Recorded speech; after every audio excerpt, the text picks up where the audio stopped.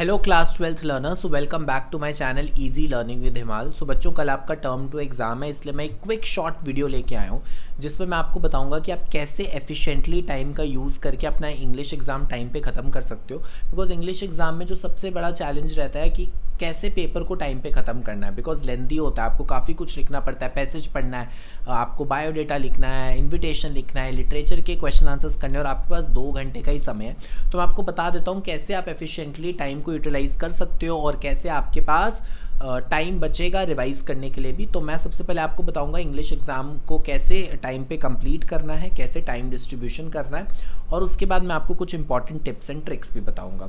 तो सबसे पहले स्टार्ट करते हैं बच्चे, मैं फटाफट से वीडियो कवर करूंगा। सबसे पहले आपको एक 15 मिनट का रीडिंग टाइम मिलेगा।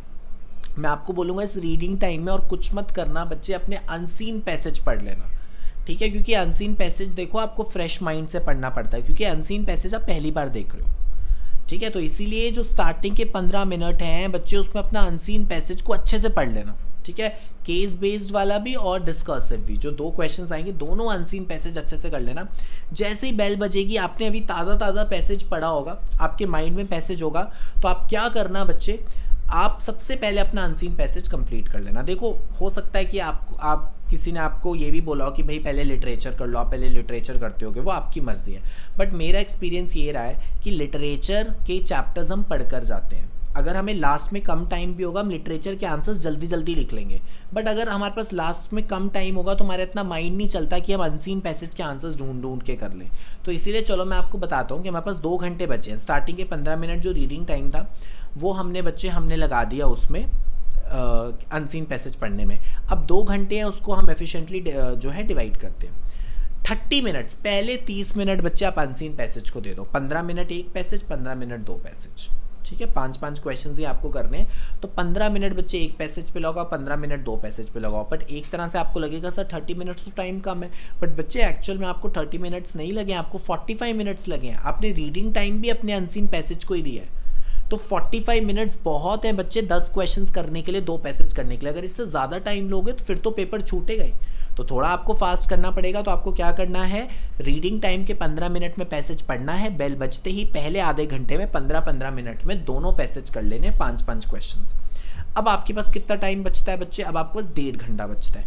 राइटिंग सेक्शन बच्चे आप 20 मिनट्स में कर सकते हो। मैं आपको बताता हूँ कैसे। इन्विटेशन लिखना आएगा या तो उसका रिप्लाई लिखना आएगा, तो 10 मिनट्स इन्विटेशन लिखने में लग जाएगा, और उसके बाद जॉब एप्लीकेशन आएगा या रिपोर्ट राइटिंग आएगा, 10 मिनट उसमें लग जाएगा, है ना। 10 मिनट एक, 10 मिनट एक, तो 20 मिनट्स मैक्सिमम लगाना और अपना राइटिंग सेक्शन कंप्लीट कर लेना। देखो, ये मैं आपको एक प्रिसाइज ली बता रहा हूँ, उसके बाद आप इसको आगे पीछे भी कर सकते हो। अगर आपका राइटिंग सेक्शन में 25 मिनट लग रहे हैं तो लगा लो, ठीक है, क्योंकि इनफ टाइम हम बचाने वाले हैं बाद में। उसके बाद अब हमारे पास 1 घंटा 10 मिनट बचते हैं, तो कोशिश करो कि 40 मिनट्स में आपका लिटरेचर हो जाए। हमेशा 30 मिनट्स का बफर टाइम रखना है, ठीक है। मैं आपको बताता हूँ 30 मिनट्स का बफर टाइम रखना बहुत ज़रूरी है, क्योंकि ज़रूरी नहीं आपके पैसेज आधे घंटे में हो जाएंगे। आपको 10-15 मिनट हो सकता है, 10 मिनट और लग जाए, राइटिंग सेक्शन में 5 मिनट और लग जाए, तो आपके पास एक्स्ट्रा टाइम होना चाहिए, ठीक है। सो अब आपके पास 1 घंटा 10 मिनट बचा है, जिसमें मैं आपको कह रहा हूँ लिटरेचर 40 मिनट में कर लो। अब आपके पास 30 मिनट्स रह गए। 30 मिनट्स में आप आराम से रिविजन कर सकते हो, या अगर आपको कोई क्वेश्चन छूट गया, कोई क्वेश्चन आपको नहीं समझ आया, पैसेज से ही आपको कोई क्वेश्चन समझ नहीं आया, तो आप वहाँ पे जगह छोड़ दो और फिर आप वो लेफ्ट ओवर क्वेश्चन 30 मिनट में कर लो। तो अगर बच्चे आप थोड़ा सा इस टाइम मैनेजमेंट स्ट्रैटेजी के साथ स्टिक रहोगे तो आपकी काफ़ी हेल्प हो जाएगी।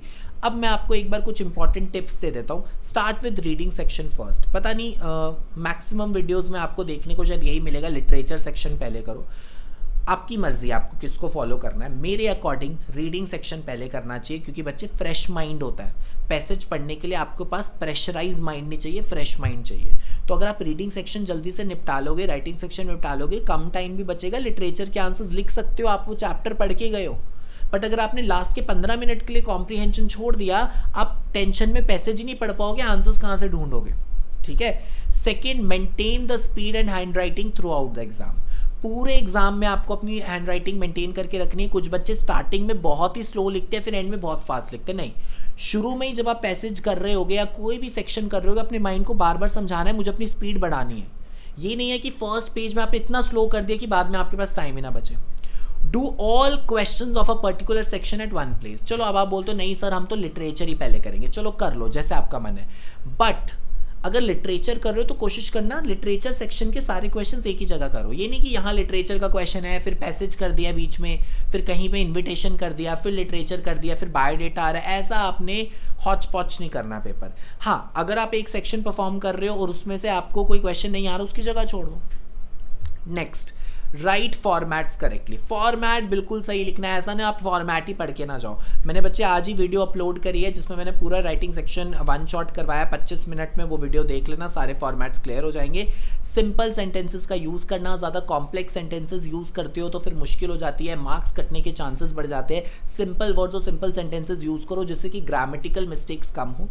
पैसेज अपना कोल्ड माइंड के साथ पढ़ना है, हड़बड़ाहट में नहीं पढ़ना है, टेंशन में नहीं पढ़ना है। हड़बड़ाहट में बच्चे पैसेज पढ़ोगे तो गलत होने के चांसेस बढ़ जाते हैं। और उसके अलावा do not waste time on a particular question. बच्चे पर्टिकुलर क्वेश्चन पे आपको टाइम नहीं वेस्ट करना।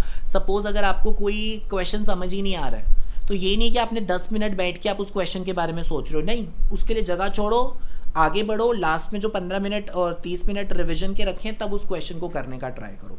और देखो आपको चॉइस आएगा, जैसे पैसेज में आपको आएगा 6 में से 5 क्वेश्चन करने, और अगर आपको वोकैबुलरी वाला क्वेश्चन नहीं आ रहा उसको छोड़ दो, ठीक है। तो जो मुश्किल क्वेश्चन लगता है उसको छोड़ दो अगर आपके पास चॉइस है।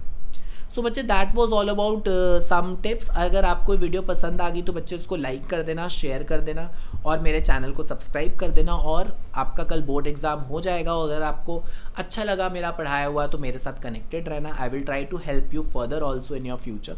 सो all the best for your exam. Connect to me on my Telegram and on my Instagram channel, links are given in the description box below. All the best and I pray to God कि आप सबके 40 में से 40 आए। Bye bye.